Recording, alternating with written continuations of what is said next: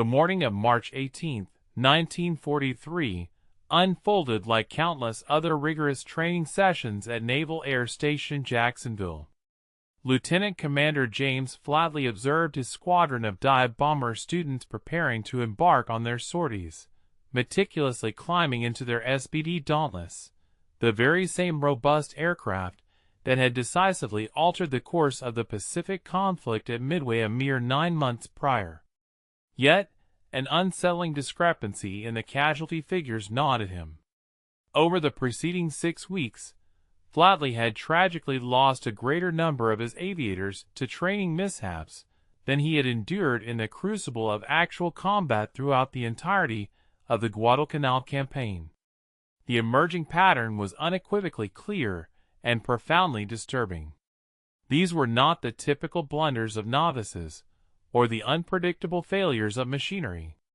Instead, seasoned pilots, men who had already faced and survived the perils of combat missions, were executing textbook-perfect dive-bombing maneuvers, only to inexplicably plummet directly into the vast expanse of the ocean. Reports emanating from other crucial training installations across the nation painted an identical and deeply troubling tableau. At Naval Air Station Corpus Christi, at Naval Air Station Pensacola, and at myriad airfields spanning the continental United States, dive bomber pilots were perishing under circumstances that defied all tactical rationale. They would flawlessly initiate their attack by rolling their aircraft inverted, smoothly transitioning into their steep dive, maintaining the precise 70-degree angle demanded by established doctrine, and tracking their designated targets with unwavering accuracy through their bomb sights. Then, without warning, they would simply fail to execute the critical pull-out maneuver.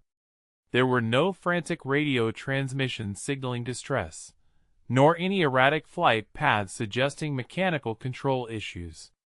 The aircraft would steadfastly maintain that perilous descent angle, hurtling past the bomb release point, past the altitude deemed safe for recovery, until the immutable laws of physics rendered escape an absolute impossibility. Subsequent crash investigations consistently revealed control surfaces to be fully intact, engines operating without fault, and airframes undamaged save for the catastrophic impact. It was as if the pilots had momentarily succumbed to slumber at the most critical juncture. However, they had not merely fallen asleep. The insidious reality unfolding within those cockpits was far more sinister than simple fatigue. The Navy's Bureau of Aeronautics had been receiving disquieting field reports since the latter half of 1942, but the sheer magnitude of the escalating crisis only became undeniably apparent when squadron after squadron began to register losses attributed in official reports to what was euphemistically termed failure to recover from dive. This carefully chosen phrase deliberately obscured a harsher, more inconvenient truth that no one within the naval aviation community seemed willing to directly confront. The highly specialized dive bombing technique, celebrated for its pivotal role in securing victory at the Battle of Midway, was now paradoxically claiming the lives of the very men who had painstakingly mastered its complex intricacies. The identical combination of precision and disciplined execution that rendered dive bombing so devastatingly effective against Japanese carriers had inadvertently forged a physiological snare that the limitations of human biology were simply incapable of overcoming. Commander Flatley, driven by a desperate need for understanding, began to compare his observations and notes with fellow training officers, and from these conversations, a deeply unsettling consensus gradually crystallized. The pilots who were tragically succumbing were not the careless individuals prone to cutting corners, nor were they the reckless daredevils who habitually pushed their aircraft beyond their operational limits. On the contrary, they were the meticulously precise, by-the-book aviators who adhered to doctrine with unwavering fidelity. These were the airmen who held their dives to the absolute last possible second, driven by an unyielding commitment to ensuring maximum bombing accuracy. They were the individuals who had deeply internalized the brutal mathematical realities of dive bombing, understanding that every additional 100 feet of altitude at the moment of bomb release translated into dozens of feet of potential missed distance on the target. Against a rapidly maneuvering enemy warship, that seemingly minor missed distance could spell the crucial difference between a devastating hit and a wasted ordnance. Consequently, these pilots had rigorously trained themselves to wait, to endure that screaming, high-speed dive, to keep the target perfectly centered within their bomb sights until the absolute final instant before initiating their pullout. And it was precisely this unflinching discipline, this profound commitment to unparalleled accuracy, that was now claiming their lives in numbers so significant that it threatened to cripple and ground the entire dive bomber force. What had not been adequately calculated or fully comprehended was the profound impact on the human body when a 2-ton aircraft abruptly transitions from a terrifying 70-degree dive at speeds approaching 300 miles per hour into a vigorous recovery arc. The aerodynamic mathematics governing the aircraft's trajectory were relatively straightforward. The physiological response of the human body, however, was anything but. When a pilot exerted force on the control stick to commence the pullout, he was not merely altering the aircraft's direction of flight. He was simultaneously subjecting his entire circulatory system to immense gravitational forces that it had never evolved to withstand. At the nadir of a typical dive bombing pullout, pilots routinely experience between 5 and 7 gs, meaning their blood instantaneously became 5 to 7 times heavier than its normal weight. That blood, obedient to the merciless dictates of physics, was forcefully drained away from the brain and began to pool rapidly in the lower extremities and legs. This sequence of events unfolded with terrifying speed, far quicker than conscious thought could even process. First came the ominous loss of peripheral vision, a phenomenon pilots grimly referred to as grayout. The outer edges of the visual field would gradually fade into a colorless, indistinct fog as the retinas, critically deprived of oxygen-rich blood, began to cease functioning from the outside inward. This typically occurred at approximately 4 gs and afforded the pilot a mere 2 seconds of warning, if any. Next, tunnel vision would set in, where only the constricted center of the visual field remained functional, shrinking to a narrow circle that rendered the reading of vital cockpit instruments nearly impossible. At 5.5 gs, the majority of pilots would experience complete blackout, a total cessation of vision while technically remaining conscious. At 6 gs and above, consciousness itself would begin to slip away. The brain, receiving perhaps a mere 30% of its normal blood flow, would simply shut down as a desperate, self-preservatory measure. Herein lay the profound treachery inherent in dive bombing. The entire pull-out maneuver, from its initiation to achieving stable, wings-level flight, typically required between 4 and 6 seconds to complete. However, the onset of G-induced blackout could commence in less than 2 seconds, with complete unconsciousness often following within 4 seconds. This timing was catastrophically precise. A pilot would initiate his pullout, feel the immense G-forces steadily building, sense his vision starting to constrict, and then his conscious mind would tragically vanish at the very moment he required it most acutely. The control stick would go slack, the initiated pullout would halt halfway through its critical arc, and the aircraft would relentlessly continue its dive into the unforgiving water, with an unconscious pilot helplessly at the controls. Even more disturbingly, when the crushing G-forces finally abated, either because the aircraft entered a terminal spiral or simply because it impacted the water, consciousness would sometimes return in that fleeting final second, granting the pilot just enough horrifying awareness to comprehend that his imminent death was unavoidable. In response to the mounting crisis, the Navy's Bureau of Medicine swiftly initiated a series of critical tests at the specialized centrifuge facility in Pensacola. Volunteer pilots were subjected to the exact G profiles meticulously measured during actual dive bombing pullouts. The results were profoundly sobering. When pilots were explicitly forewarned of the impending high G forces and instructed to consciously tense their leg and abdominal muscles, a physiological technique known to delay the onset of blackout by a crucial second or two, they demonstrated the ability to maintain consciousness through pullouts that would otherwise have rendered them completely incapacitated. However, in the unforgiving reality of actual flight during those final, hypercritical seconds of a dive, with the target rapidly rushing towards them, and their attention utterly fixated on maintaining the bomb site's pipper perfectly centered, pilots invariably forgot to perform the essential anti-G straining maneuvers. Their conscious minds were simply too saturated with the immediate, life-or-death task at hand.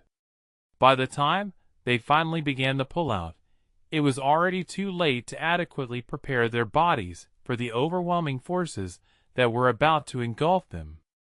Remarkably, the Germans had encountered this identical and perplexing problem 4 years earlier, and their subsequent solution proved to be as brutally effective as it was ingeniously simple.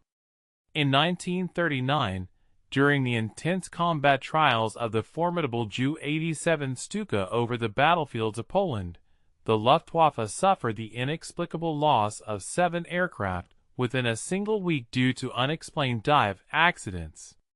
Pilots, who had demonstrated impeccable performance in training, were observed to be auguring straight into the Polish farmland, their bombs still tragically attached. The ensuing investigation unequivocally revealed that experienced pilots were blacking out during pullouts at rates that rendered the Stuka operationally unsustainable. However, unlike the Americans who would later grapple with this very crisis years later, the Germans benefited from the presence of a visionary engineer named Hans Ulrich Rudd, who worked directly with the design teams at Junkers. And Rudd vehemently advocated for a radical solution that completely eliminated the fallibility of the human element. By early 1940, every single Stuka rolling off the production line was equipped with an advanced automatic pull-out system. The mechanism itself was ingeniously straightforward. The pilot would simply preset a desired recovery altitude on a barometric switch before initiating his dive. Subsequently, when the aircraft descended to that predetermined altitude, powerful pneumatic actuators would automatically haul the control column firmly backward, irrespective of the pilot's actions or state. Even if the pilot was completely unconscious, even if he had entirely released his grip on the control stick, the aircraft would autonomously pull itself out of the perilous dive. The system incorporated a crucial mechanical override, a prominent red handle that the pilot could pull to regain manual control. However, that override necessitated a conscious decision. If the pilot had blacked out, the automation would unfailingly save his life without any conscious input from him whatsoever. The implementation of this system yielded immediate and undeniably dramatic results. Stuka loss rates stemming from dive accidents plummeted by over 80% within a mere 3 months of the system's widespread deployment across the fleet. Pilots frequently reported feeling the control stick forcefully wrench itself backward during pullouts they barely remembered initiating. Some described regaining consciousness in perfectly level flight with absolutely no recollection of the preceding 5 seconds of their ordeal. This automatic system also unexpectedly conferred a secondary, unforeseen benefit. It empowered pilots to hold their dives for significantly longer durations. The inherent knowledge that the aircraft would automatically recover itself at a preset altitude meant that pilots could keep their bomb sights locked onto the target through those final, critical seconds without the added burden of worrying about the precise timing of initiating their pullout. They could focus their entire attention on achieving unparalleled accuracy, confident in the mechanism's ability to safeguard them from the physiological consequences. Nevertheless, when American intelligence officers meticulously examined captured Stukas in North Africa during 1941 and 1942, they regrettably dismissed the sophisticated automatic pull-out system as merely typical German over-engineering. The American aviation community harbored a deep-seated cultural skepticism towards automation in general. The prevailing ethos dictated that pilots were fundamentally expected to fly their own aircraft, not to passively allow machines to perform critical maneuvers for them. The widespread attitude was that properly trained and skilled aviators should not require mechanical assistance to avoid blacking out. They should simply strive to be superior pilots.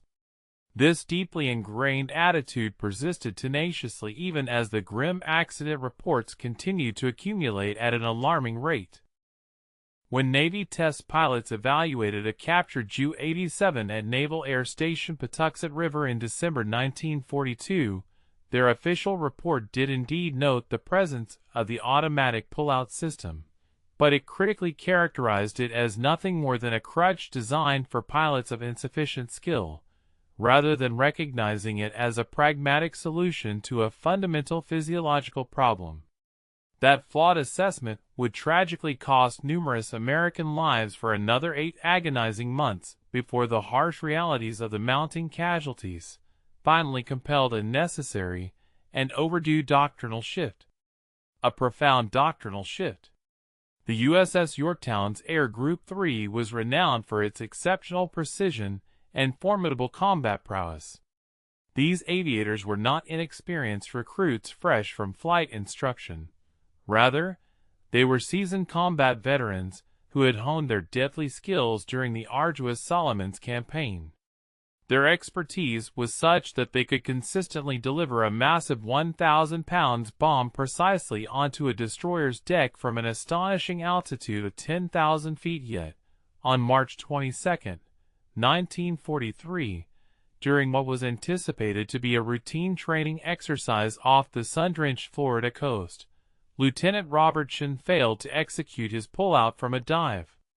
His wingman, Ensign Marcus Webb, observed in horrified disbelief as Chen's Dauntless maintained its steep angle, plunging past the designated bomb release point and beyond the critical altitude where recovery should have commenced, until it violently impacted the water in an almost perfectly vertical collision, leaving virtually no salvageable wreckage. Chen's tragic loss marked the squadron's third fatality within a mere 2 weeks, and regrettably, he would not be the last. Just 5 days later, Lieutenant William Stamper initiated his dive during an identical training exercise. His radio remained eerily silent, and his aircraft steadfastly held its fatal trajectory. Observers on the USS Yorktown's deck, peering through powerful binoculars, watched helplessly as Stamper's SPD continued its descent past every altitude marker, anticipating a pullout that never materialized. The subsequent impact unleashed a colossal plume of white water, visible for many miles across the ocean. Irony deepened the tragedy. Stamper had been Lieutenant Chen's flight instructor, a combat-hardened pilot who had valiantly survived the brutal carrier battles at Coral Sea and Santa Cruz, and had logged over 300 successful carrier landings. He perished performing a fundamental training maneuver he could undoubtedly have executed in his sleep. When the squadron's remaining aircraft returned to the Yorktown that afternoon, their commanding officer immediately ordered the grounding of the entire dive bomber element, pending a thorough and urgent investigation. Admiral Mark Mitcher, a pivotal figure commanding Fast Carrier Task Force operations, recognized the gravity of the situation and concluded that these incidents were far from isolated misfortunes. He swiftly issued orders to the Bureau of Aeronautics, demanding that these recurring accidents be reclassified from individual mishaps to a pressing systemic crisis. The extensive investigation that ensued meticulously compiled data from every single Navy and Marine Corps dive bomber squadron operating across both the Atlantic and Pacific theaters of war. The figures that emerged were nothing short of staggering. Between November 1942 and April 1943, the Navy had tragically lost 47 dive bomber pilots due to pull-out failures during training operations alone. This grim tally shockingly surpassed the number of pilots lost to direct enemy action during the very same period. Furthermore, combat squadrons were reporting that a troubling 15 to 20% of their pilots experienced at least a partial blackout during operational dives. Several critical combat missions had been severely compromised when section leaders suddenly lost consciousness mid-attack, forcing their wingmen to abandon their offensive maneuvers to escort them to safety. In response to this alarming data, the Bureau convened an emergency panel at Naval Air Station Anacostia. This crucial gathering brought together a diverse group of experts, esteemed flight surgeons, innovative aircraft designers, seasoned combat squadron leaders, and courageous pilots who had themselves survived blackout incidents. For 3 intense days in early April, they rigorously dissected and reevaluated everything they believed they understood about established dive bombing techniques.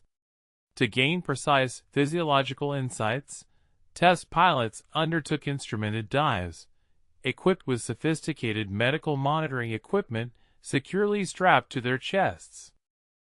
These devices meticulously recorded the exact fluctuations in heart rate, blood pressure, and blood oxygen levels during each critical phase of the dive and subsequent pull-out maneuver. Concurrently, high-speed cameras, strategically mounted in accompanying chase aircraft, captured the precise moments when pilots' heads would involuntarily slump forward or their hands would release their grip from the control stick. The accumulating evidence proved irrefutable and deeply troubling. The standard dive bombing profile, as it was universally taught in every Navy flight school, was fundamentally and physiologically unsustainable. Pilots were, in essence, being trained to execute a maneuver that the limits of human biology could not reliably endure.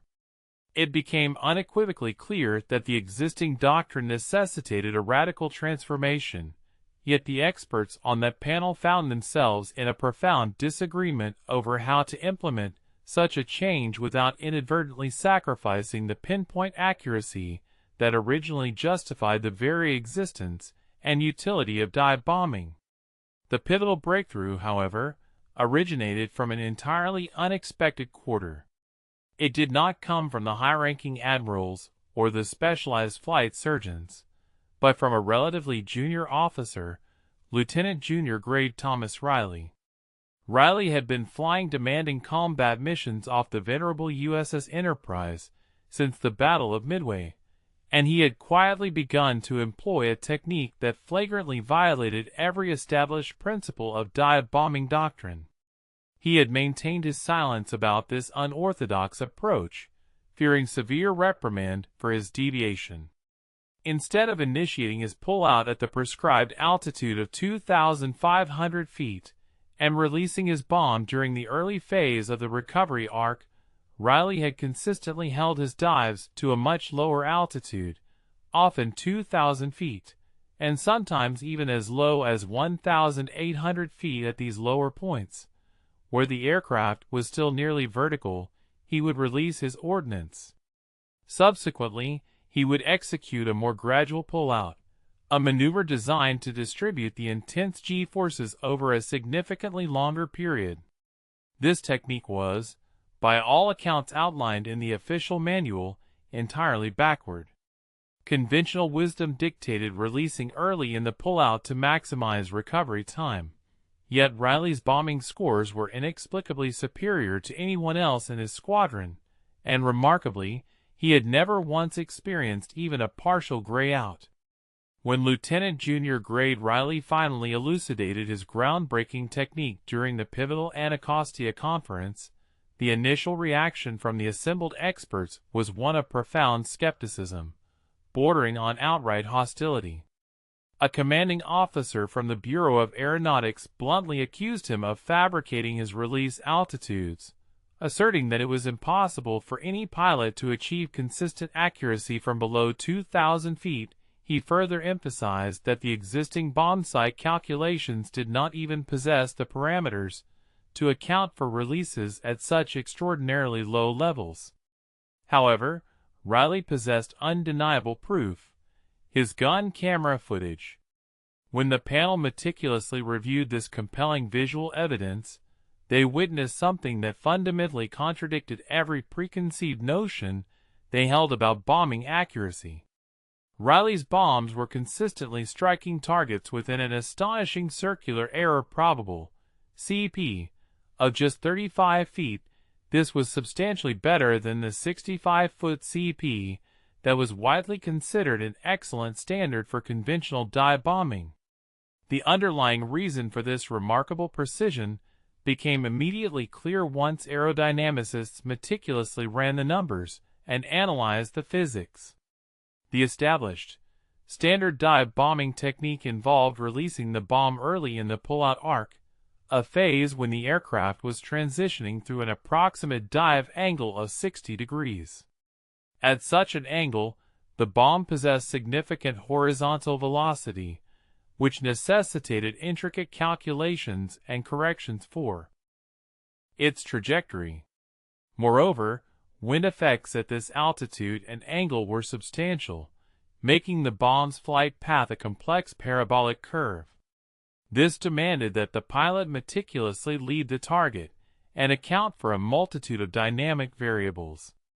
In stark contrast, Riley's ultra-low releases occurred when the aircraft was still nearly vertical, specifically between 75 and 85 degrees nose down.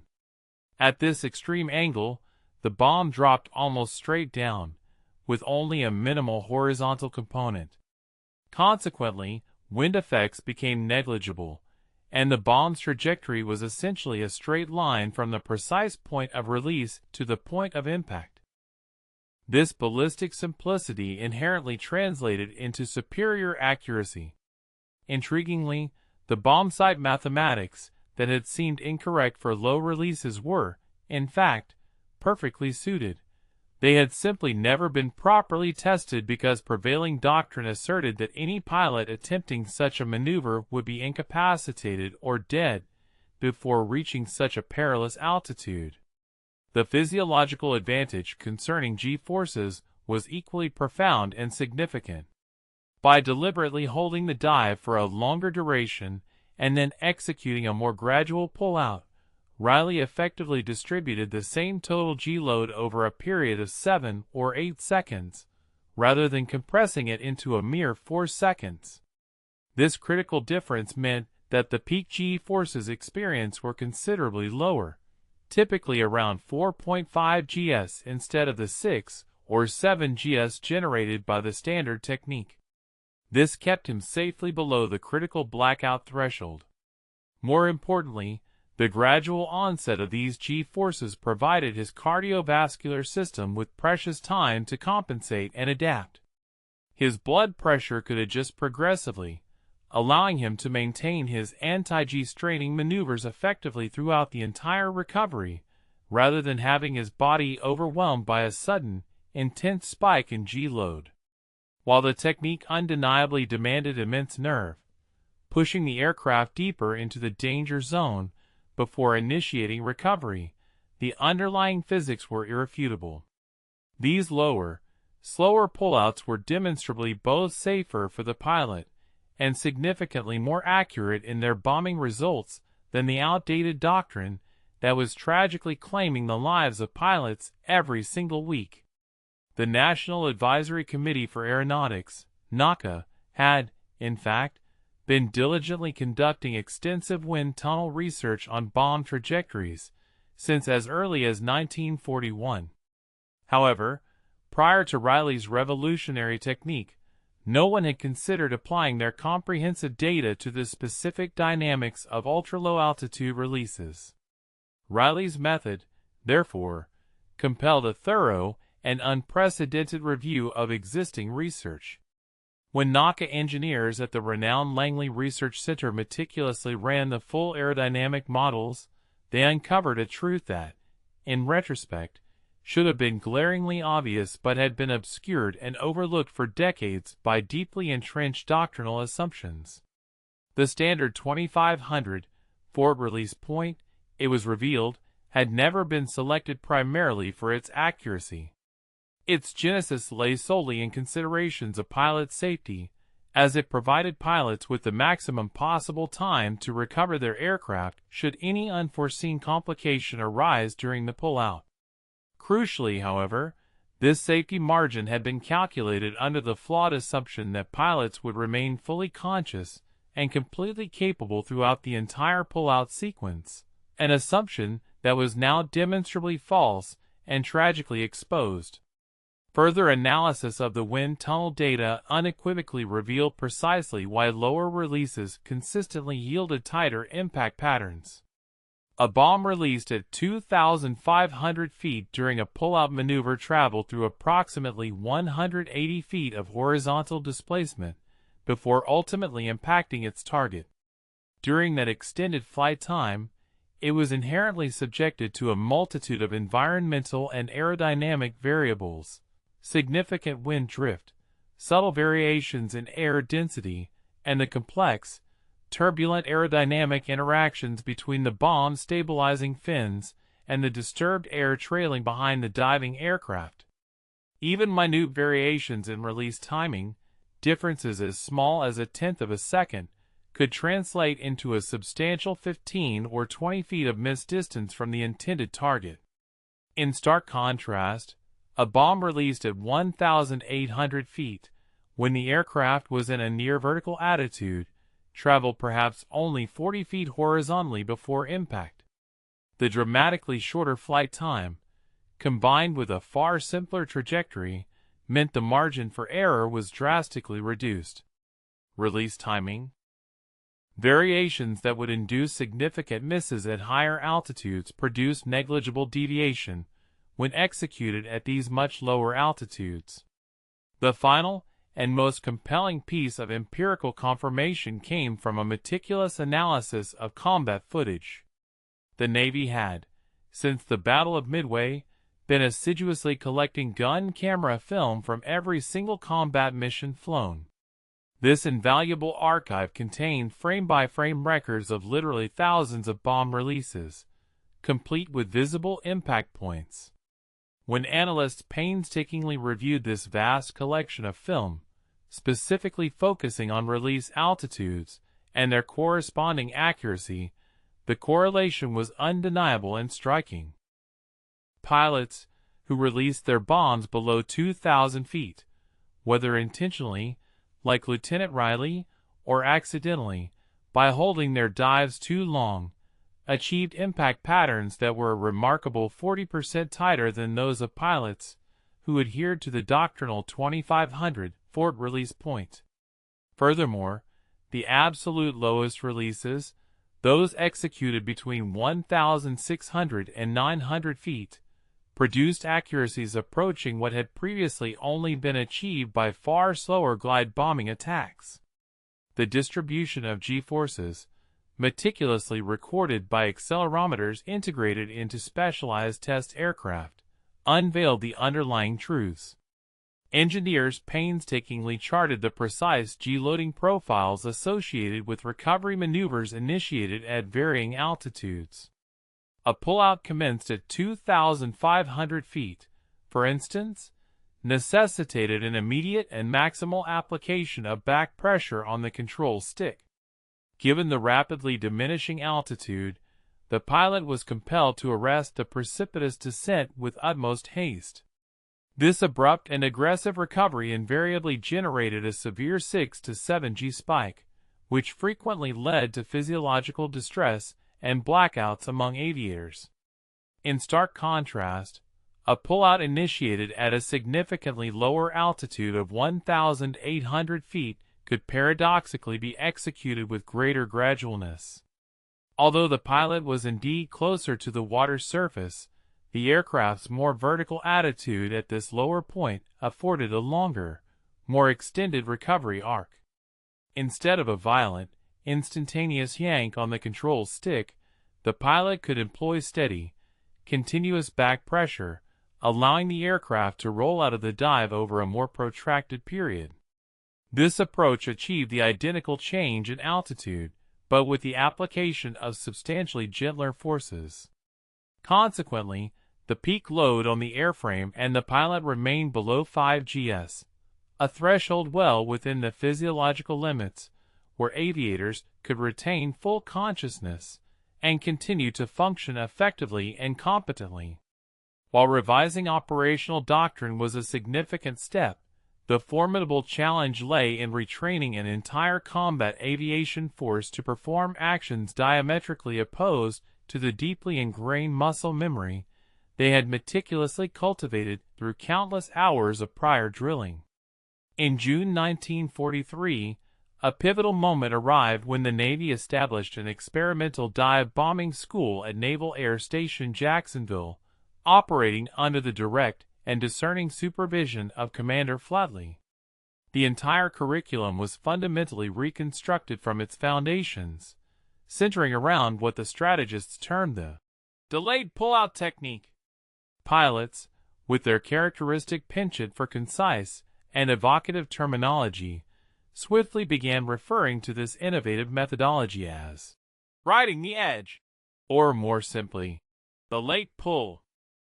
The primary and most formidable hurdle was psychological, assuaging the profound anxieties of seasoned pilots and convincing them that flying closer to the water before initiating recovery was not an act of suicidal recklessness, but rather a demonstrably safer and more effective approach. The initial phase of training commenced with intensive classroom sessions, which often felt more akin to rigorous physics lectures than conventional flight briefings. Pilots were subjected to comprehensive presentations on G-induced loss of consciousness, GLOC, replete with intricate charts illustrating blood flow patterns during high G maneuvers and detailed graphs correlating G onset rates with the probability of blackout.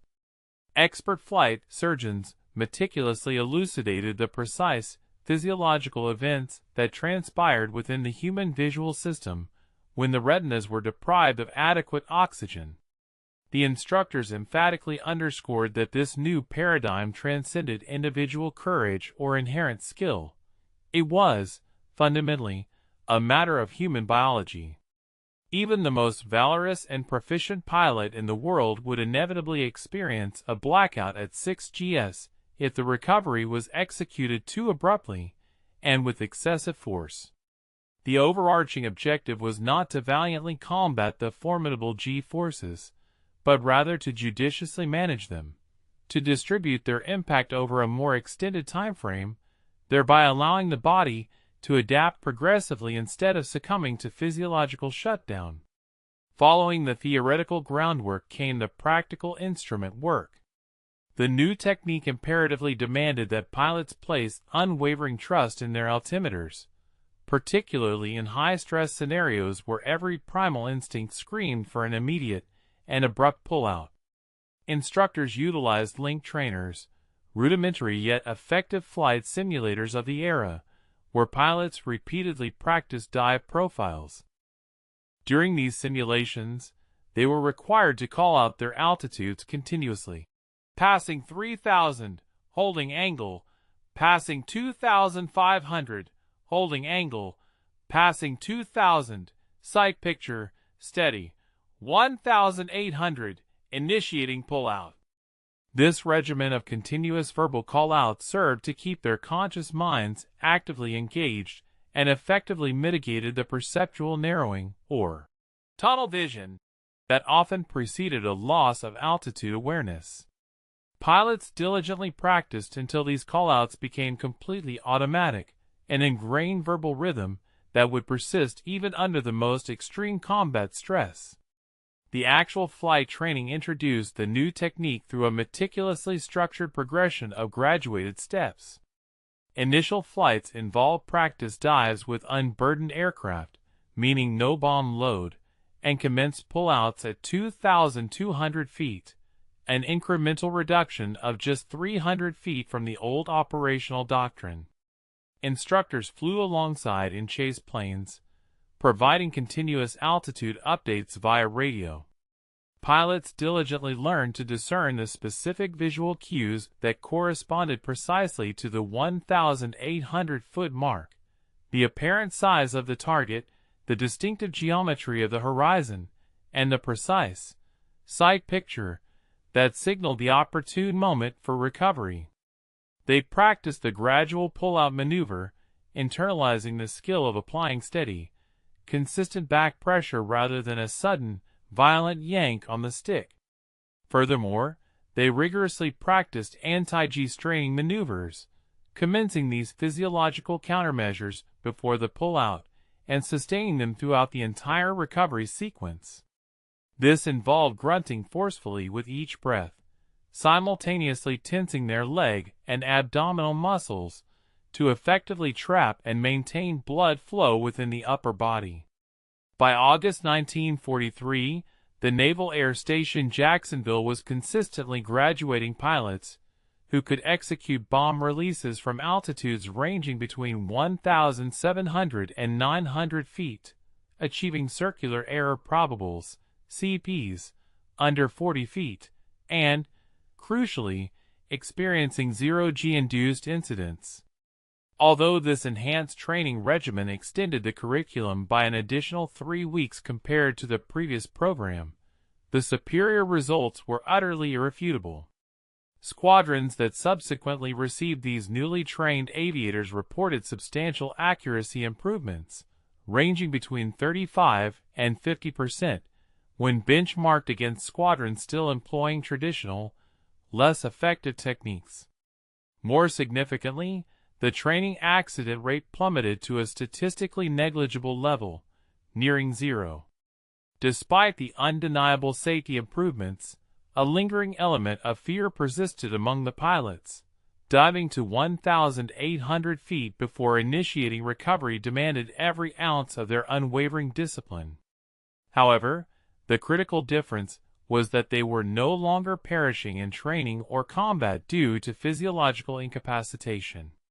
The innovative technique unequivocally worked, and the urgent imperative now facing the Navy was to deploy it comprehensively across every carrier air group in both the Atlantic and Pacific Oceans before the commencement of the next major offensive operation. The delayed pull-out technique received its inaugural large-scale combat application during Operation Forager, the ambitious invasion of the Marianas in June 1944.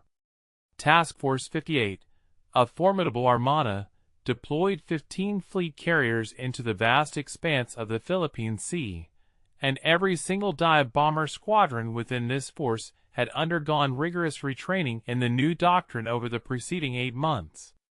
On June 19th, amidst the intense aerial combat that would later be immortalized as the Great Marianas Turkey Shoot, American dive bombers faced their ultimate moment of validation. Japanese carriers unleashed massive, multi-wave strikes that overwhelmed American combat air patrol controllers, necessitating an unprecedented tactical pivot. The urgent call went out for dive bombers to shift their primary objective from attacking enemy ships to intercepting the incoming Japanese strike packages before they could reach the American fleet. What ensued was an unparalleled examination of accuracy under the most demanding combat conditions.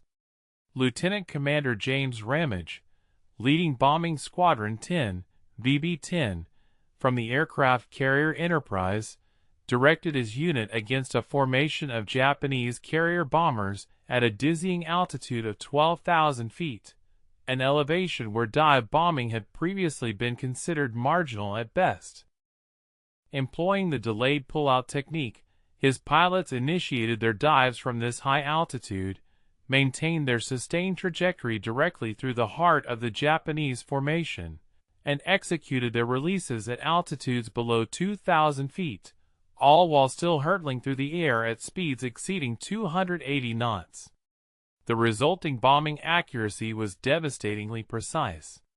Post-action analysis unequivocally credited VB-10 with destroying or damaging 23 Japanese aircraft in a single pass, an astounding rate of accuracy that would have been utterly impossible with the antiquated high-release technique.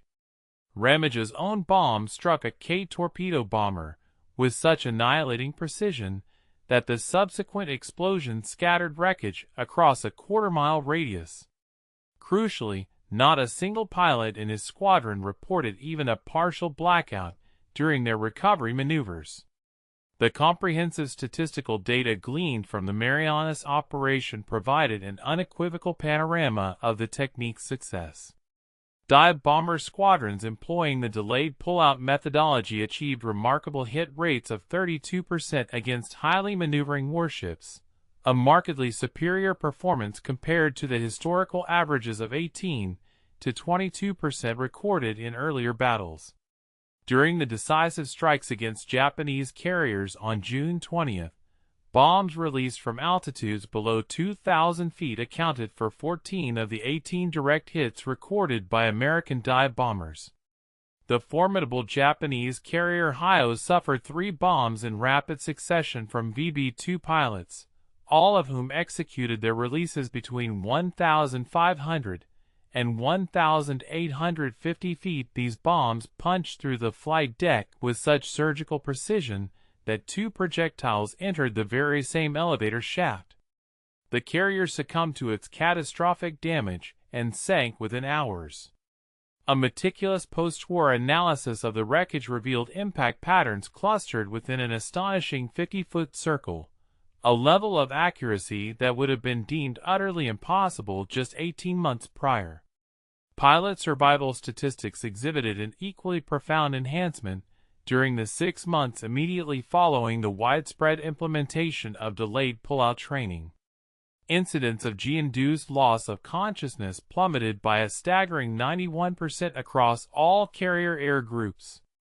Combat loss rates attributable to dive accidents fell to statistically inconsequential levels, fewer than 1 pilot per 1,000 sorties, a stark and welcome contrast to the alarming rate of 15 per 1,000 recorded during the dark days of early 1943.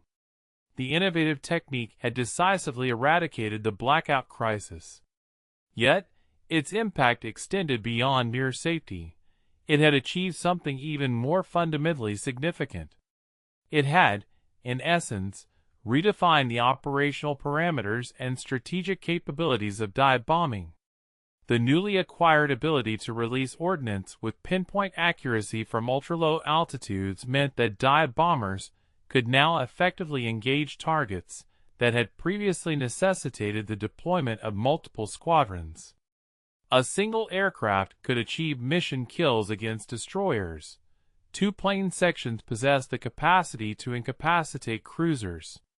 By the time the arduous Okinawa campaign commenced in April 1945, the delayed pull-out technique had become so thoroughly and seamlessly assimilated into dive bomber doctrine that young pilots arriving from training command were entirely unaware that any other technique had ever existed.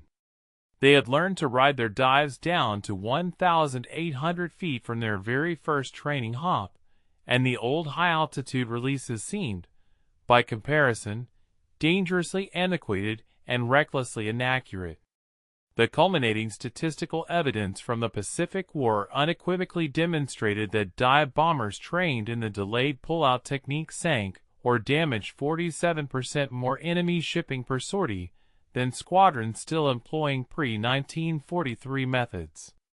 This magnified operational efficacy was achieved concurrently with lower loss rates, demonstrably better pilot survival, and an unprecedented level of accuracy that transformed the dive bomber from an indiscriminate area weapon into a surgical, precision instrument.